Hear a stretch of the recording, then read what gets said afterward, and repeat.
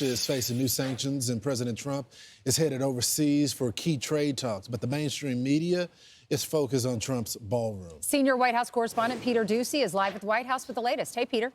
Good morning. And the big issues in the most recent election that President Trump won were the economy and immigration, not ballroom construction. And yet, the ballroom, and first of which, you'll probably be several questions about this today, I imagine. Is it a big story? It seems that way. In July, the White House said that it would cost $200 million.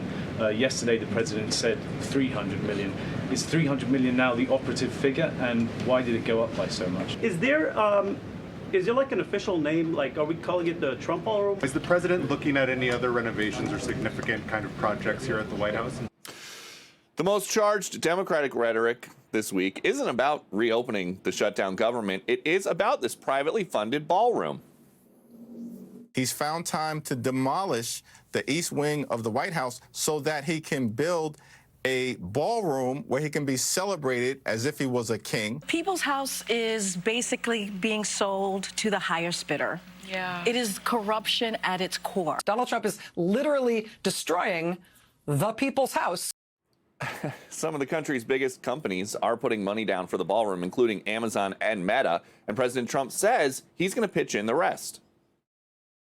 So all donor money and money that we put up, we've raised. It's going to cost right in the neighborhood of $300 million. How much specifically are you donating to it personally? How much am I donating? I won't be able to tell you until I finish, but I'll donate whatever's needed. I'll tell you that. And something else to consider when you hear the hysteria about the ballroom construction, we travel with President Trump to a lot of the Trump clubs around the country whenever he goes. They're all very nice places. It is entirely possible that none of the Democrats who have such a big problem with this have ever been to a Trump club. Back to you.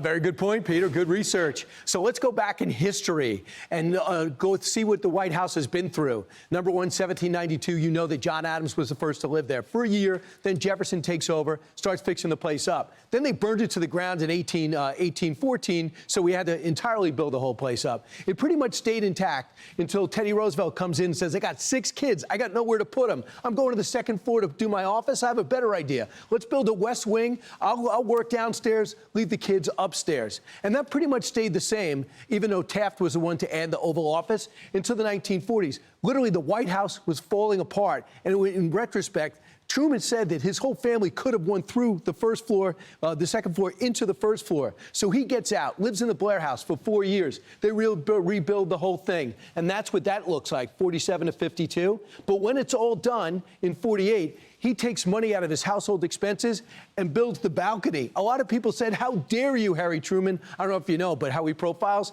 he couldn't care less. Pretty much stayed the same. There was some marked improvements. Then Nixon decides, I'm going to put the press room over the pool. Ford takes over, surprisingly. He says, I'm going to put a pool in the backyard. There he is looking at it. And then famously, we have a basketball court, thanks to President Obama.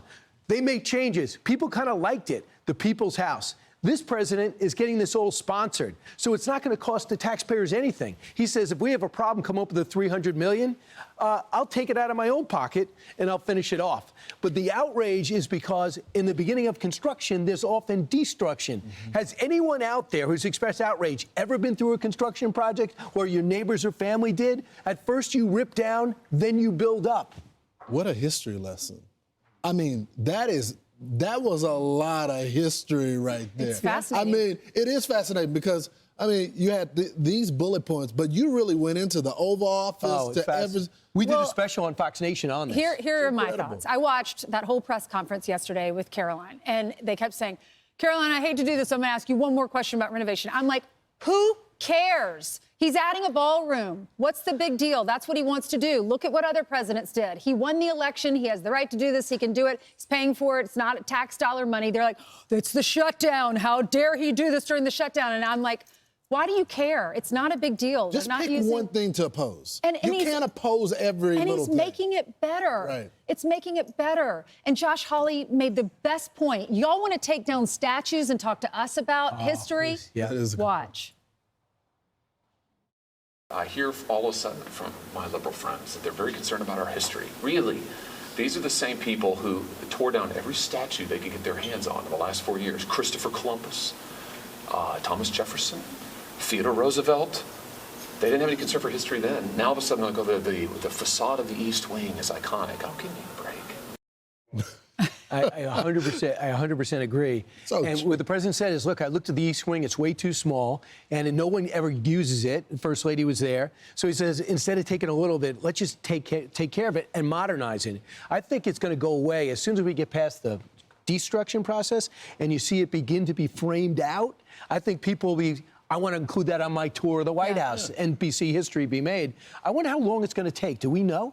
Because I know it's $300 million instead of $200 million. Will it be finished while he's still in office? Yeah, he said it was going to be. Well, maybe in that last year, and it's the People's House. It'd be great if sometimes you're invited to participate in a ball or go to some sort of an event there. Maybe he'll open that up to the public in some capacity. Also, I just love that we're not paying a penny for it. Right. I mean, talk about... It's a lot of money to raise, too. Well, and that's what the president said. They said, why didn't you okay the plans? He said, well, I don't need any money from Congress. Right. Why should I pass Just took it out of their And hands. when Democrats take down the statues, they leave a mess. When he improves the White House, he improves it. It's going to look better. It's going to be better. And every president's done in the past. This is because Donald Trump is achieving so much, they don't have anything else to go after him about. They can't keep up. That's the thing. Right. I'm Steve Doocy. I'm Brian Kilmeade. And I'm Ainsley Earhart. And click here to subscribe to the Fox News YouTube page to catch our hottest interviews and most compelling analysis.